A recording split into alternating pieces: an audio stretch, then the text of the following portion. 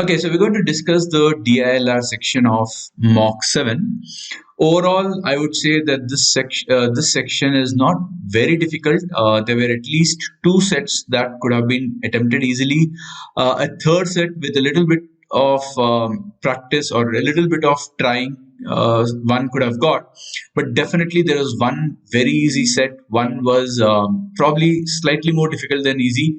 But the third set was moderate or above. There is just one set which was difficult. So ideally, a good number of attempts in this would be around 12 to 13 attempts, with about 10 to 11 correct. So that would have been a good score in this mock. Let's go ahead and start with the first set, which is over here. Okay, so the first set is actually a Venn diagram question, and you need to draw the Venn diagram to understand this. So what are we talking about? In Saral's class, there are 78 students. Each student is required to select at least one of the 3 topics: DA, quantum theory, QT, and BS, behavioral science. The professor decided that every student must pay 100 as a registration fee for each topic. Hence, he asked Saral to collect the money from them. Every student who chose one topic gave a 100 rupee note. So, people who chose exactly one gave a 100 rupee note.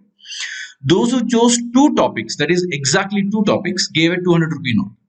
And those who chose all 3 topics, that is exactly 3, gave a separate 100 and a 200. So, they gave 2 notes.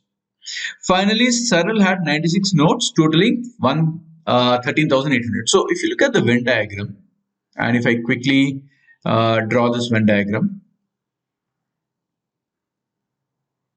now these 3 tick marks will be called as exactly 1. These 3 cross marks will be called as exactly 2. And this circle that I'm placing will be called as exactly 3. Now we know that if I add all of these, so that is, my first equation will be exactly 1 plus exactly 2 plus exactly 3. The people who are in these areas should add up to the total quantity, which is 78. So this is because of the number of students. The second equation I'm going to get is by using the number of notes collected. Now how do I do that? So remember, exactly 1 people gave only 1 note each because they are giving 100 rupee note. Similarly, exactly 2 people also gave 1 single note. Although it is 200 rupees, it's a single note. But the 3 people who took all 3 subjects, they gave 2 notes. And the total quantity of notes, not the value, quantity of notes is 96. So if I subtract these 2, I will get my count of exactly 3 directly, which is 96 minus 78. This should be, I think, 18, right? 70, 80, 88, 96. Yes. So this should be around 18. So I got my exactly 3. Now I still need exactly 1 and exactly 2. How will I get these? Now once again, we will use the value now. What is the value of amount collected? So the value of amount collected is exactly 1 people gave 100 rupees each. Exactly 2 people gave 200 rupees each. And exactly 3 people gave 300 rupees each, and the total amount is totaling 13,800. So I can cut out the zeros. So what do I get here? I'll get exactly 1 plus 2 times exactly 2 plus 3 times exactly 3 is 138. Now because I know exactly 3 is 18, I will get exactly 1 plus 2 times exactly 2 is 138 minus 3 into 18, which is 54. So this should be 4 and 5, 8. So this should be 84. So now I can use my first equation and I can use this. I can get E1 and E2. So let's quickly do that. So from here, if I use E1 plus E2, so E1 plus E2 should be 78 minus E3. But E3 is 18, so 78 minus 18 is 60. And here I get exactly 1 plus, from here that I'm getting exactly 1 plus 2 times exactly 2 should be equal to 84. If I subtract them, I'll get exactly 2 quantity is 24. So exactly 1 is 18, exactly 2 is 24, rather exactly 3 is 18, my bad. Exactly 2 is 24, and I have to find out my exactly 1. So what is exactly 1? People who choose only one subject or one topic.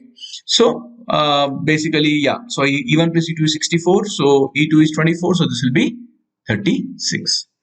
So this information gave us what is exactly 1, what is exactly 2, and what is exactly 3. 36, 24, and 18. Let's move forward and take a look at the remaining. So I just got exactly 1 as 36, exactly 2 as 24, and exactly 3 as 18. Correct? Now, the other information is, let me draw this now. Let me draw the Venn diagram again. 2 and the third one. So I have, what are the three? QT, BS, and DA. So DA, QT, and BS. No student who chose BS as a topic gave only a 100 rupee note. So what does this mean? This first statement means there is nobody here. So this is 0. Only BS is 0. That is the first part. So let me call this as A and let me call this as B. Okay. Now all three, exactly 3, I know this is 18. All 3 is 18. Okay. Now I also know that A, B, C, let me call this as D, E, and F. Okay.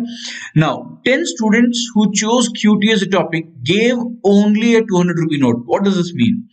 So 10 students who chose QT as a topic gave only a 200 rupees note means 10 people gave 200 rupee note, which means 10 people are QT plus one more, because they are giving a 200 rupee note, which means they took exactly 2, out of which QT is 1.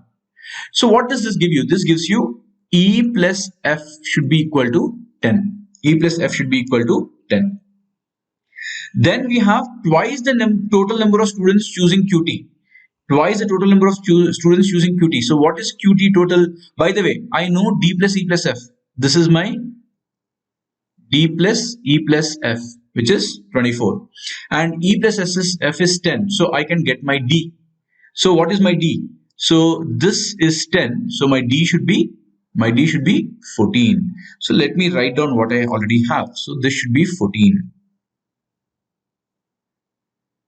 Okay.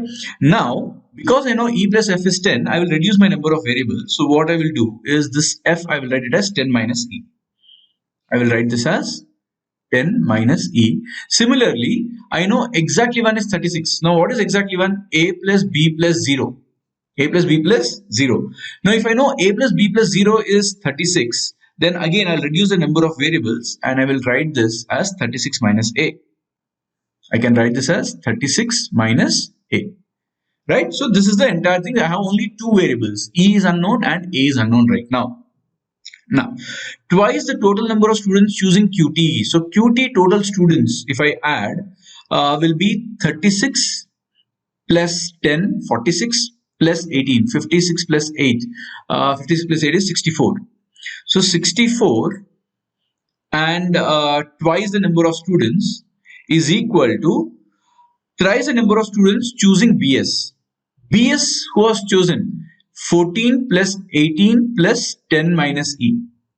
So how much is this? So I will be getting 14 plus 18, 10, 20, 28, 32, 42, 42 minus E.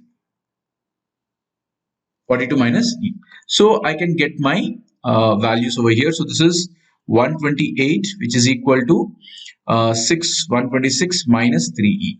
So what do I get? Oh, sorry. This I think, yeah. So twice the number of students who chose QT. So QT will be having A. It's still not just 64. It is 64 minus A, because we have this minus A. This did not get cancelled. Only minus E and plus C got cancelled. So 18 plus 10, 28. 28 plus 36 is 50, 58, 64. So 64 should be minus A, because that minus A is still left out. So this is 64 minus A. And this is not 128. This has to be changed here. So 64 minus A into 2 is now this becomes 128 minus 2A. So what do I get from here? If you rearrange the terms, you will get 2 equal to 2A plus 2A minus 3, not plus, 2A minus 3. Now please keep in mind, your 10 minus E should be greater than or equal to 0 because these are number of people, which means my E should be less than or equal to 10. My E should be less than or equal to 10. So let's take a look at the possible values of A. So we have this equation. So I'm looking at 2 equal to 2A minus 3E. Now E can be 0. If E is 0, what is my A? My A will be 1. If E is, what is the next possibility? If I increase my E, can be 2. If my E is 2, so this will be 3 to the 6, 6 plus 2, 8, 8 by 2, 4. Similarly, if this becomes 4, then this will become 7. If this becomes 6, this will become 10, 8, and you will get 13. And if this is 10, you will get 16. So you can't go beyond this because we know that E cannot cross 10. So these are the 6 possibilities for A and E. Okay. Now we utilize the second statement. We utilize the third statement. Now the fourth statement is left out.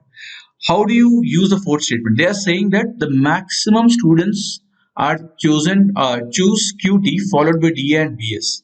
So if I can just erase a little bit and make a little bit of space here. So and I'll also erase this part which is already taken care of. Right, so we got multiple possibilities for A and D, but we have to see which of these will work for us. Now, what is the condition given to us? The condition given to us is QT is the highest, followed by DA, followed by BS. Now, let's take a look at what is QT. QT total. QT total is, we just calculated, right? That is 30, 40, 50, 58, 64. 64 minus A. Should be greater than DA. Where is DA? DA is this circle over here. So 10, 20, 28, 32, 32 plus E plus A. And this should be greater than BS. So BS total is over here. So that is 10, 20, 30, 38, 42 minus E. So if you look at the first option, let's start with each one. So if you take A and E, the first case. So if A is 1 and E is 0, you'll get 64 minus 1, which is 63, greater than, this is 32, 32 plus 1, 33, greater than 42 minus E, which is 42. Now you notice that this is not correct. So this is not possible. If you take the second case, which is 4 and 2, then A is 4 and E is 2. So you will get 64 minus 4, which is 60, greater than 32 plus E plus A. So 32 plus 6. So 32 plus 6 is 38, greater than 42 minus E, which is 40. Again, you'll notice this is not correct. Then look at the third possibility. So you'll have to check for all the possibilities and see what happens. If you take the third possibility, 64 minus 7, which is 57, greater than 32 plus 7 plus 4. So 32 plus 7 plus 4 is 11. So 43, greater than 42 minus E. 42 minus 4, 38. This is correct. So this is a possibility. Let's look at the next possibility. So if I take 10 and 6, then what do I get? I will get the same thing if I write here 64 minus 10, 54, greater than 32 plus 10 plus 6. So 32 plus 10 is 42, 42 plus 6 is 48, greater than 42 minus E. 42 minus 6 is 36, which is also correct. Then if you look at the next possibility, you will get 64 minus 13, which is 51, greater than 32 plus 13 plus 8. 32 plus 8 is 40. 40 plus 13 is 53. I don't have to check for the remaining. This is wrong. So this is not possible. Similarly, if you check for the last one, you will get 64 minus 16. So 64 minus 16 is, how much is that? 48, I believe. 48, 58, 64. Yes. So 48 greater than 32 plus 16 plus 10, and you can see this is not working out because 32 plus 16 is 48 there itself, plus 10 is 58. So here itself I can stop and say this is not working. So there are only two possibilities. So let me write down both the cases. First case is A equal to 7, in which case this will become 36 minus 7, which is 29, right? And your E is 4. So your E is 4, which means 10 minus 4 becomes 6. This is the first case. And we have one more case, as I just mentioned. So let me erase this and draw the Venn diagram once again so that everything is in front of you. So we have the second Venn diagram coming to us, which is 3 circles, 1, 2 and 3. Now this is 0. Now my A can be 10. If my A is 10, in which case my E will be 6. So this is 18 is confirmed, this 14 is confirmed. So 10 minus E will be 4 in this case. And 36 minus 10 will be 26. So these are the two possibilities only. Now let's go ahead and take a look at the question. The first question says, what is the number of students who gave a 200 rupee note? So 200 rupee note will be given by who all? It will be given by exactly 2 people and exactly 3 people. For this, we didn't need to solve all these Venn diagrams. Just the first part what we solved was sufficient. Exactly 2 plus exactly 3 is what you want. So exactly 2 plus exactly 3 is this and this.